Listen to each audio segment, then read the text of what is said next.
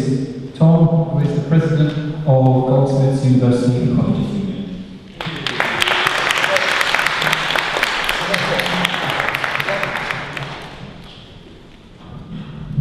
Good morning, can you hear me? Yes, excellent. Good morning, welcome to GoldSmiths.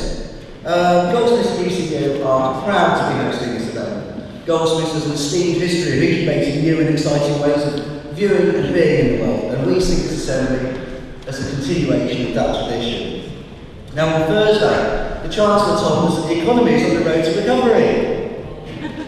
Not sure which road it was, but it's not the A2 through New Cross. Even though we're on the road to recovery, apparently we still need another 5 years of austerity. This is despite Boy George's successful stewardship of the economy.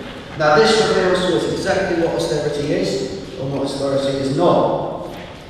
Austerity is not a response to an economic problem. If it was, then the work of austerity would be done. It's a political choice. It is the politics of austerity which have led to the trebling of food poverty in the last year, massive hikes in suicide rates amongst vulnerable groups, and growing levels of job insecurity.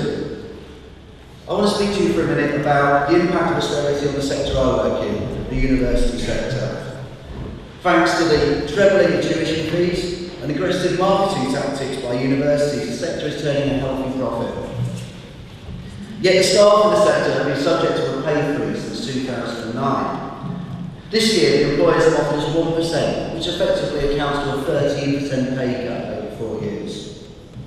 Now, there is a view that lecturers and academics are fairly well off. I would counter that higher education is the second most casualised industry in the UK after catering. Many of my members are low paid, precarious and vulnerable. With rising fuel costs, astronomical rents and inflation all eating into members' pay packets, we need a fair pay award.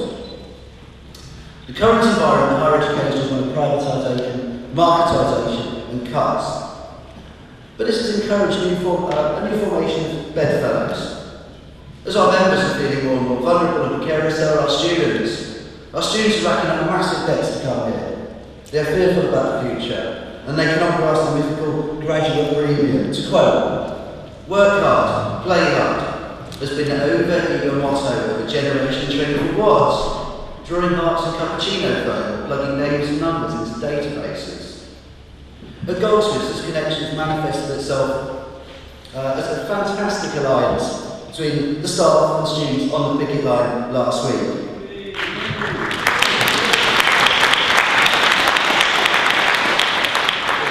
As well as students occupying the senior management offices in solidarity.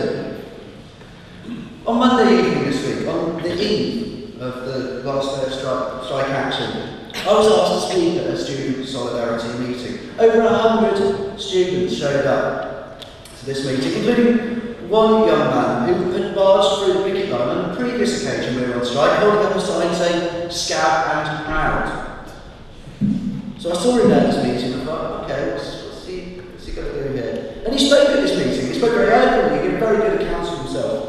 He said that he had experienced enormous struggles and challenges in his life.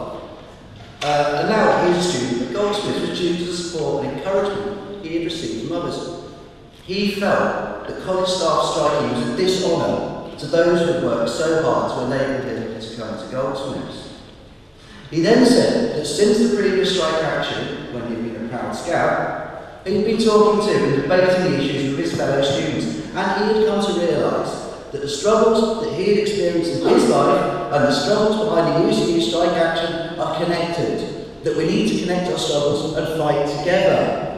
It is this connection between the precariousness of university staff and student insecurities about the future which led to a situation this week when students at the University of London protesting in support of employment rights for cleaners were brutally and violently repressed by the police. This repression tells us something about the mindset of the architects of austerity. When we get together, when we connect our struggles, it ravels them. They don't like it when we get together to fight austerity.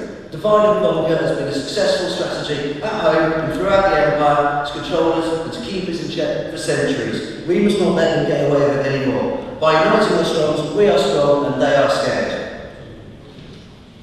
On Wednesday, the student protest Senate House were bloodied and bruised by the police. But they did not give up. They came back the next day, and they came back the next day, and they're going to keep coming back until we win. Thank you for listening.